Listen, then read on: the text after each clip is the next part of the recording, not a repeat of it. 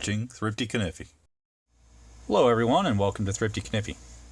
Today we're going to be looking at a Rough Ryder Reserve knife. I've shown the packaging for other Rough Ryder Reserve knives, but you get the box. This particular one we're looking at here is the RRR016. And it's just plain on that side. You get the logo and font there, and the tube that it comes in. Comes with the foam, and then inside that you get this nice cleaning cloth. It's both black and gray with the logo on it, so they're quite proud of that logo and get a lot of billboarding on the packaging. But it's a nice overall packaging, comes with any of the Reserve knives.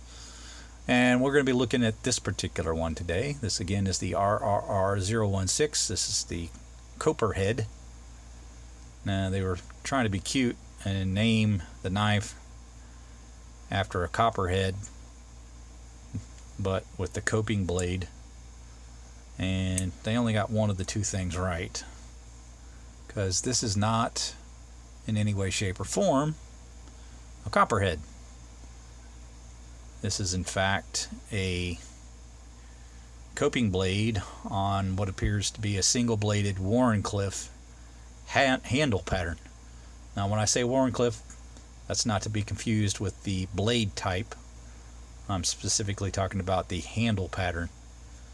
And there's plenty of examples out there of Wharncliffe in this shape. It's sort of a close to a serpentine jack. It's also called a farmer's jack style handle pattern. You'll see this on a farmer's jack when they have two blades. But this is not a unique handle shape, and it's been used before. It is a traditional shape. You might also recognize it as something similar to a peanut, and there's a reason for that, and I'll show you. Now here's a Rough Ryder peanut that I have here, and when you look at it at first you might be thinking, well, that doesn't really look the same, but when you invert it and then you put the blade at the top on the fat end, they are very much similar. So it's sort of a, I don't know, a little bit of a serpentine style to it. And if you compare it to a copperhead, it's really nothing like a copperhead. So why they're trying to play on that name, I'm not really sure.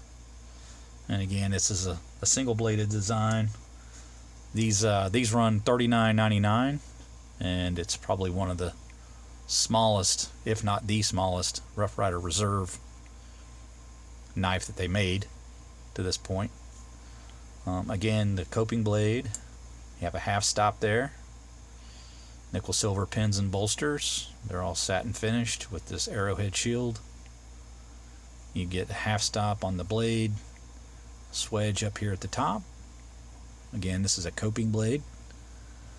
There's your tang stamp. Get the match strike pull there. Good look at the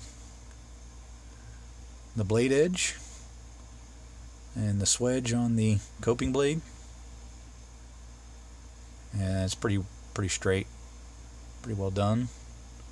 On the back side of the tang you get the model number, and then D2 for the blade steel in China where it's made. Again, that half stop, you get a nice pull on it. I'd say it's right about 6.5. Pretty nice pull on it for a small knife. If you look at the liners, we have brass liners. A little bit of a gap there. I've seen them do better on the Reserve knives, but this one does have a minor gap at that lower half. So you got the brass liners and stainless spring. And if we look at the reverse, again, just a single stripe on this bolster, and this one's plain. Got the blue micarta that they've used on many of the knives in the Rough Ryder Reserve line. And you get this nice satin finish on the blade. Looks to be pretty well done. Good blade shape.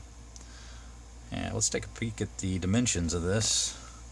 The blade itself, about 2 1/8, not quite 2 1/4. And then you got a cutting edge of about 1 3/4. Closed length, it runs right at 3 inches. So you're talking about a very easy to carry knife, possibly maybe for a gentleman, a 5th pocket carry with you know, something with a watch pocket. But you probably have to be a pretty good sized fella for this to fit all the way in the watch pocket, unless you had a rather deep style watch pocket on your jeans. But it is in that range that you could easily fit it in your front pocket, and women probably could too. Small enough for that kind of style of carry for women's jeans. So yeah, just that 3 inches. So this is going to be UK legal all day long. So my thoughts on this knife: well, it's a $40 knife. You are getting sort of the top of the line from Rough Ryder here. You see there's good centering on the blade. It's a good decent pull on it. It's got the half stops, not that that's necessarily required, but as a safety mechanism, I suppose it's a good thing to have, right? 6 pull is plenty strong enough for some light use, which is probably all this knife is really designed for. Nothing heavy duty. It'll definitely get most of your household tasks accomplished. I just think for the $40 price tag, there's a lot of options that open up to you in this size, and so you're really paying for the blade steel here at this point. Not a lot of options for a D2 blade steel, so that extra cash is being spent on the blade, because you can get a lot of knives not too dissimilar for this, usually with 2 blades, for that $40 relatively easily. It's just a question of how much quality are you getting from those types of knives, and so in that instance I'd say you're paying for the steel. Now they made the Barlow earlier this year, which I like probably more than this knife, just simply because I'm a big Barlow fan, for the same price. So if we're just comparing one to the other, I would probably pick the Barlow up before this. But because this has the unique quality of being a smaller knife with a higher blade steel, which you just don't see very often, I think for that reason you have to consider it. But that's going to depend on the individual. That's certainly just a personal choice. So it's up to you. I mean, I could have a carbon blade and maintain it very well, you know, especially in something this size. So is the D2 required on something this small? You know, that's left to the user to decide how he's going to be using it. But I think for the style, it is unique and interesting, and I do like the shape of the blade. I think the name's rather silly, because I don't really think it fits with what they were trying to, you know, kind of tongue-in-cheek say. It's not anything to do with the Coperhead at all, but okay, it's a single-bladed jackknife that has more or less a Warncliffe handle design. So that's what it is to me, and I'm fine with that. It's just a name, but I would probably have called this the, you know, like a coping jack or something like that. And it is not a blade that you see a ton of, and I do like that they tried something a little unique with that. So do like the knife. Name's a little quirky. It doesn't really fit, I think, with what the actual knife is, but again, it just really comes down to me to, do you want the D2 steel, or are you willing to settle for something that you can maybe get a little cheaper with a little less blade material quality. But that's going to do it for my review, fellas. Again, a Rough Ryder Reserve 016, the Coperhead, available now from Smoky Mountain Knife Works, and I think on Chicago Knife Works for around $33, somewhere in that neighborhood.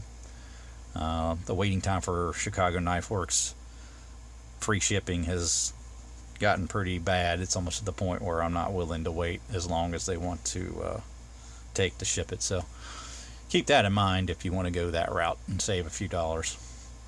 Might have to wait a while. But over in the UK, I'm not sure when this will be available on Heine Haynes, but I'm sure it will be, just because it's simply such a small knife.